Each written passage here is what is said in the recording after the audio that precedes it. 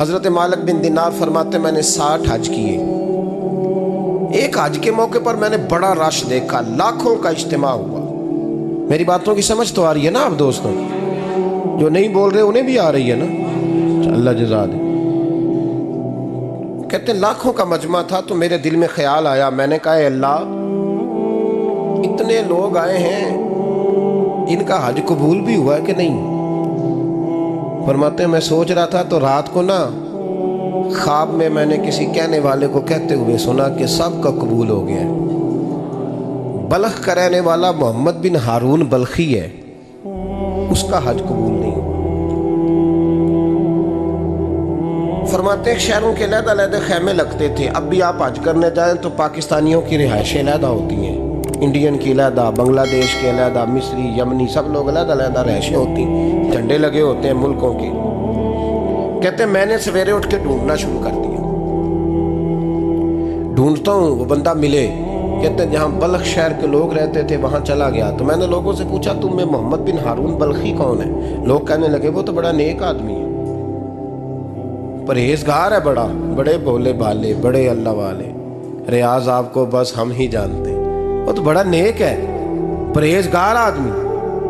میں نے کہا اچھا کہاں ہے؟ انہوں نے کہا پہاڑ کے پیچھے اس نے خیمہ لگایا ہوا ہے، ساری رات عبادت کرتا ہے، سارا دن روزہ رکھتا ہے، قائم اللیل ہے، صائم الدہر ہے. کیا بات؟ فرماتے ہیں میں ان لوگوں کی بات سن کے حیران ہو گیا کہ مجھے کیا بتایا گیا، یہ کیا کہہ رہے ہیں. فرماتے ہیں میں پہاڑ کے پیچھے گیا.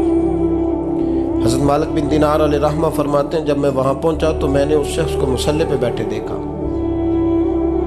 کثرت عبادت کے آثار اس کے وجود پر نظر آ رہے تھے. سیدھا بازو اس کا کٹا ہوا تھا.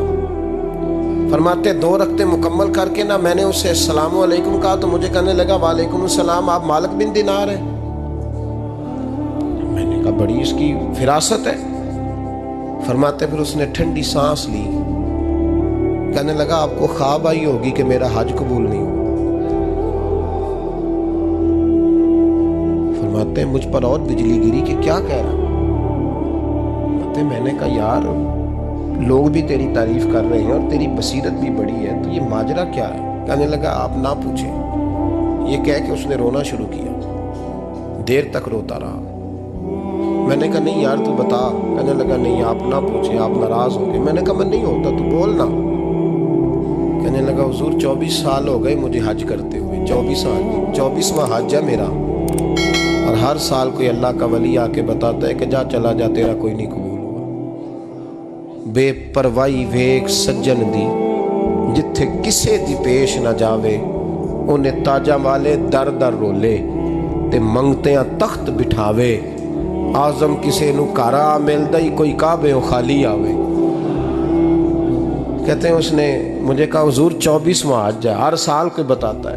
میں نے کہا تیری غلطی. کہنے لگا میں اپنی ماں کا نافرمان. میں نے کہا واقعہ کیا ہوا؟ کہنے لگا حضرت اللہ نے مجھے دولت دی، مال دیا، زمینیں دی تو میں عیاش ہو گیا. امام مالک بن دینار رحمۃ اللہ علیہ فرماتے ہیں مجھ سے کہنے لگا پیسے آئے تو میں عیاش ہو گیا.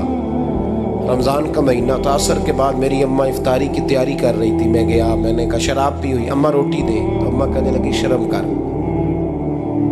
کر، روزہ رکھا نہیں تو جنہوں نے رکھا ہے ان کا تو خیال کر.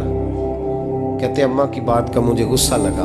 میں کہا کرتا ہوں بد نصیب ہے وہ بیٹا جس کا باپ اس سے بات کرتے ہوئے ڈرتا ہے کہ پتہ نہیں کہاں سے بولے گا.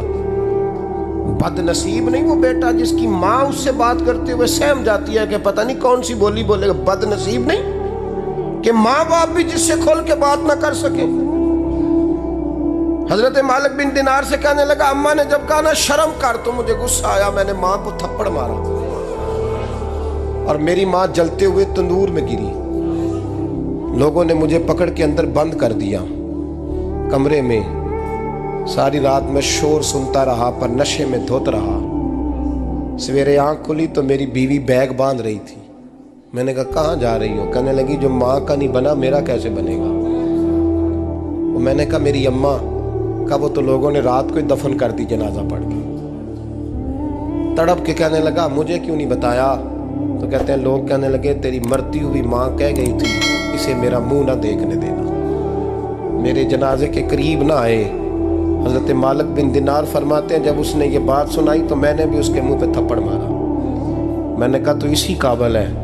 کہتے ہیں وہ رونے لگا، حضور دعا کرے اللہ مجھ سے راضی ہو جائے۔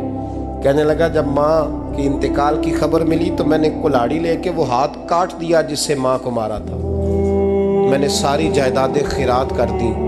24 سال ہو گئے، 24 سال ساری رات نماز پڑھتا ہوں، روزہ رکھتا ہوں، حج کرتا ہوں، پر ہر سال کوئی آ کے کہتا ہے جا دوڑ جا تیرا کوئی نہیں قبول ہوا۔ حضور دعا کرے مالک راضی ہو جائے۔ فرماتے ہیں میں تھپڑ مار کے آ گیا، میں نے کہا تجھ سے راضی ہو جائے اتنے ظالم سے؟ امام مالک فرماتے ہیں رات کو آ کے سویا تو مجھے خواب میں رسول پاک کا دیدار ہوا۔ تو نبی پاک علیہ السلام نے فرمایا مالک تو اسے مایوس کیوں کر آیا ہے؟ اللہ تو بڑا مہربان ہے۔ کہا حضور ماں کے نافرمان کو معافی کیسے ملے گی؟ تو امام مالک فرمانے لگے نبی کریم نے فرمایا جا اسے جا کے بتا دے تجھے قیامت میں تیری ماں کی وجہ سے بخش دیا جائے گا۔ کہا حضور اماں کی وجہ سے کس طرح؟ تو محبوب فرمانے لگے اس کی ماں قیامت میں اس کے خلاف مقدمہ دائر کرے گی رب کریم کی عدالت میں، اے اللہ میں نے 9 ماہ پیٹ میں رکھا، درد سہ کے اسے جنا، جگر کا خون پلا کے پالا اور اسی نے مجھے قتل کیا۔ رب کریم اس کی ماں کا مقدمہ سن کے کہے گا اٹھاؤ اس کو دوزخ میں پھینکو، اس نے ماں جلائی تھی اسے بھی جلاؤ۔